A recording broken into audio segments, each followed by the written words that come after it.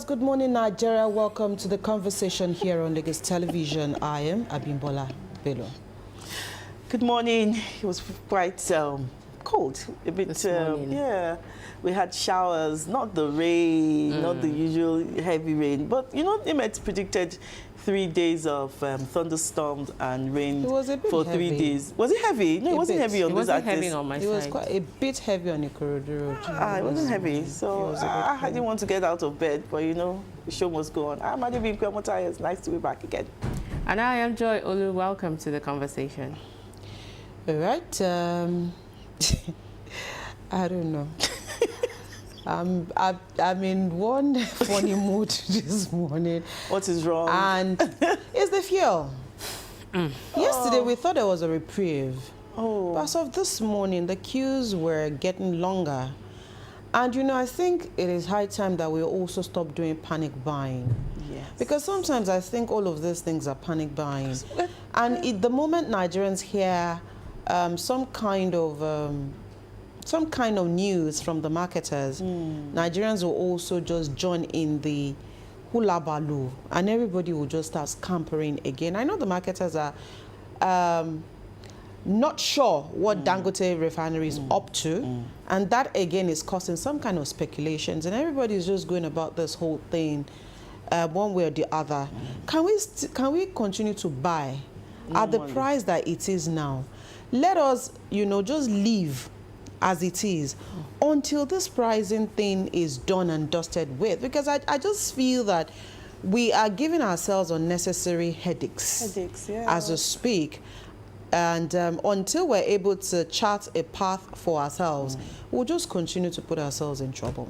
I saw the story yesterday, and the price, it said we might still buy fuel at 5,000 naira. That's coming from the NLC. That's coming from NLC. Again. Yes. So, I mean, these are things that will just get you on the edge. Exactly. And will just make you think what exactly is going on. Can we?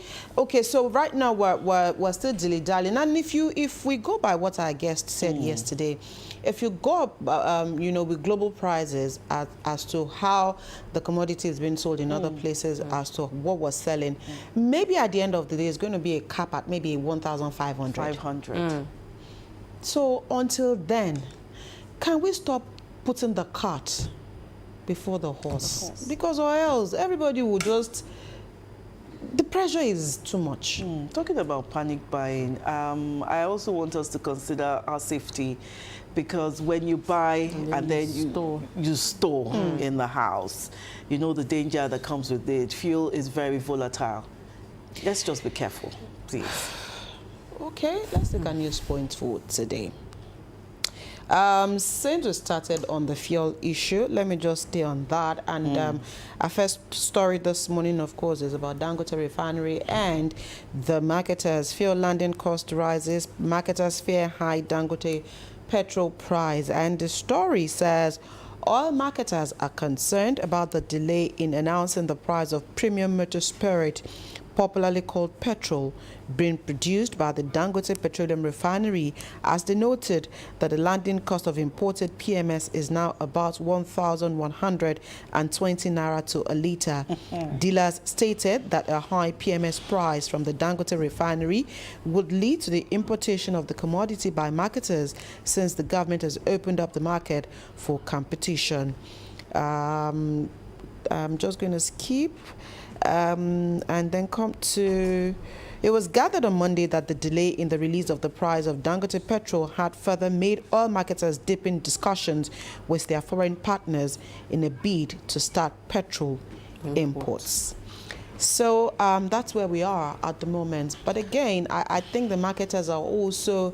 Maybe they should also exercise some restraint and patience and allow for proper talks between Dangote Refinery and the federal government.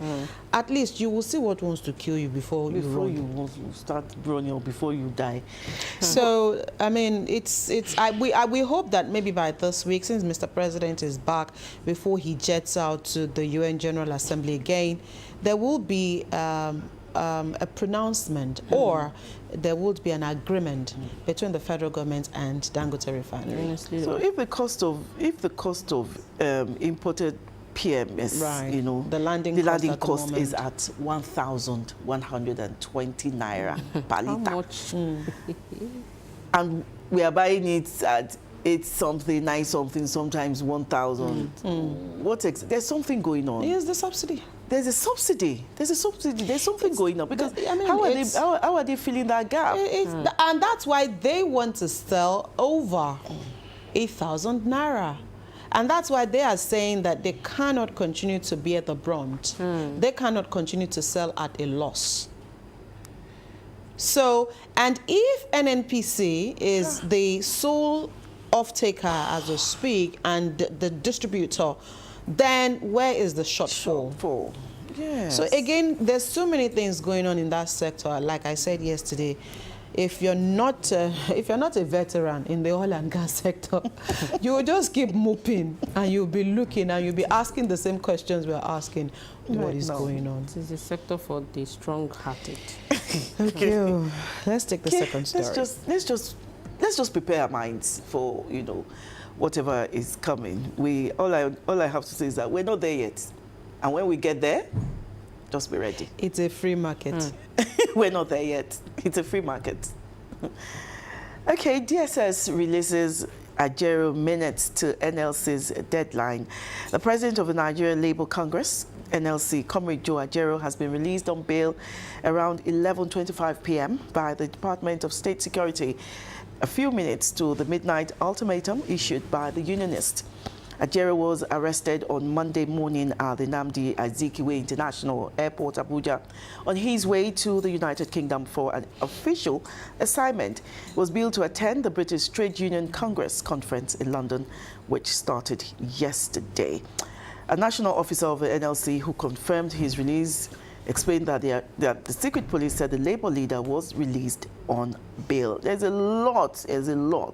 From what I read earlier,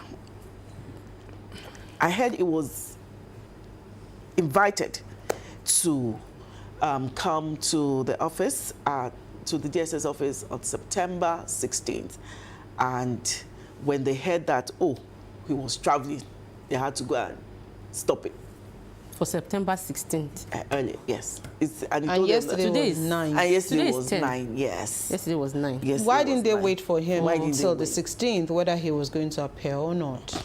You know, sometimes certain things do happen and you wonder what exactly is going on. I mean, he has not breached anything. At that point in time, he had not done anything wrong. You gave him a timeline to come honor your invitation.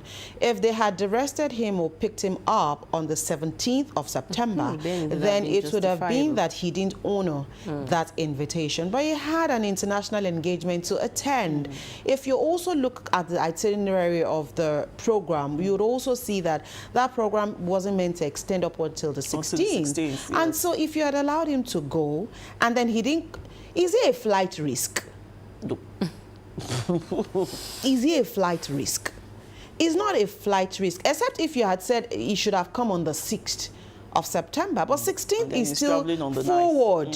So why pick him for some interrogation or some arrest, and now you have seized or you have taken possession of his travel document that he can't leave the country at.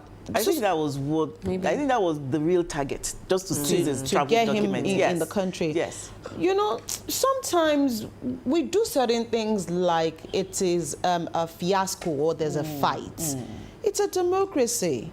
If you invited somebody, allow him to breach your status first, and then you can then say, okay, we invited you, you didn't come. If he had traveled and he didn't come back before the 16th or after the 16th? Let him have gone first. Then whatever they do, they are justified. Whatever, I mean, you can then be justified after that time. What can they do after the 16th and he doesn't come back? Why won't he even come back? But look, let's just imagine he doesn't come. He would have come back. Maybe not on the 16th. But he would have come back. But what if he didn't come back? He would have come back. He's the number one worker. He would have come back. He has stakes here. Come back. He would have returned. Why? Why would he? Why won't he return? Is he not NLC president? Did we give him a mandate to go and be NLC president in the Netherlands or in the UK? He would have returned. And of course, if he did not when he has the likes of Showore, I was like, stay here. We will take care of. Don't worry. No, but if he had not returned, at that time that his ticket stipulated, the DSS could have extradited him. They could have written to the UK government, he's your citizen. And if you feel that, of course, it would be a risk yes, to the UK, you would have written to the government, we want our citizen back. These things are there. They are laws. They're international laws that you can apply. So allow him to have breached your invitation first. But as of yesterday, he hadn't even breached. He still had a week. Or was it that they told him that he can't travel out? No, Maybe they told him. So you know this will be the third time he will be invited.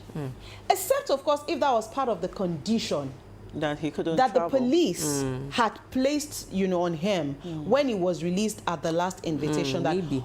Pending when all of these investigations are over. We did not hear that. We did not read that anywhere. We're just saying maybe. Okay. Maybe that was left out. Maybe, except if that was a condition. If that was a condition, valid. But if it was not a condition, I had the right to movement. Joy. Nigeria is suffering for his sins, for his past sins. All right. Here in Lagos, Lajet arrest 8 for open defecation at Berger. 8 persons have been arrested by the Lagos State government for open defecation in the Berger area of the state. The action comes amid several warnings by the state government against the unhygienic practice in the state.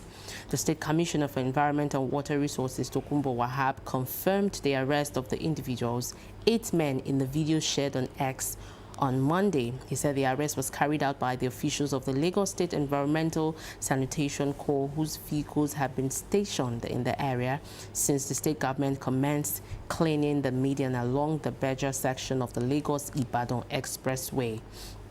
The median had been largely defaced by feces and urine, which made the environment uncomfortable for the public. The government cleaned up the median last month and vowed to prosecute violators. Well, we can go on and on and on. Open defecation is something that, it is an eyesore. I go through that axis every day. The part of Lagos is clean, but our own part in Ogun State, I don't know what is going on there. You see that, what's it called? The sign. The median. What? On the median, yeah, there's a signboard that says, bye-bye to Lagos, to Ogun State. Okay. From there, that place is not okay. But once you move and you enter Lagos, the place is okay. Ogun State do something. But Ogun State Special Advisor on Environment and our own GM, LASEPA, Dr. Tunde Ajayi, they work together in cleaning that access. They haven't seen on the part of Ogun State. What beats me is the fact that, except of course if you claim ignorance, there has been sustained campaign against open defecation, especially on that axis of the road. So if you still go ahead to do that, 2 things. Is either you're ready to face the full wrath of the law, or you're just being silly. Because they've said it time and time again that you can't come here and do this. Okay, no light. You don't watch television. But they have come in person. You don't listen to them. The environmental officers are on ground there. Signposts there, and there are officers there. But yet, you will claim ignorance and say, I didn't know. Sometimes, I think sometimes we just need a reset, a proper reset. I hope that those that were arrested, they won't be left just like that. They must serve some kind of punishment and serve as a deterrent to others who might still want to perpetrate these very, very silly acts. Let's go to X this morning and take a look at one of the stories trending. Several stories are trending this morning, but this particular one we're looking at this morning is one that calls for concern. We understand as we speak that there is devastating flood ravaging Maiduguri, the Borno State capital.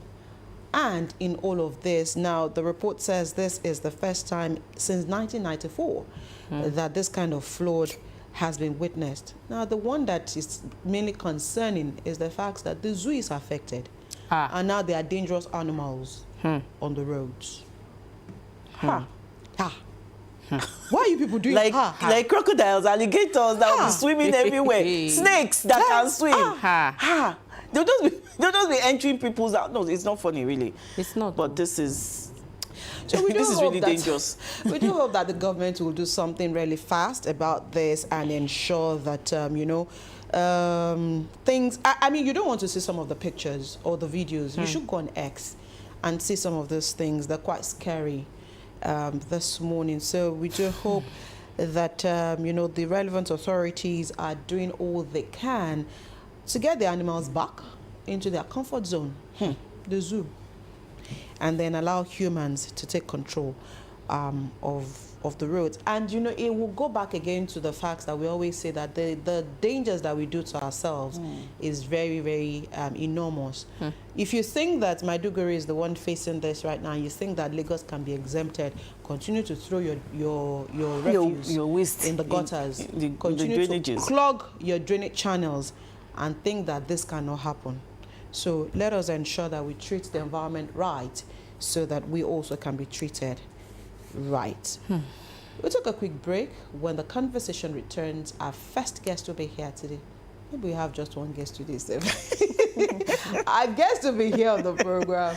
And this morning, we're taking a look at the ongoing reforms of the federal government of Nigeria led by President Bola Tinubu.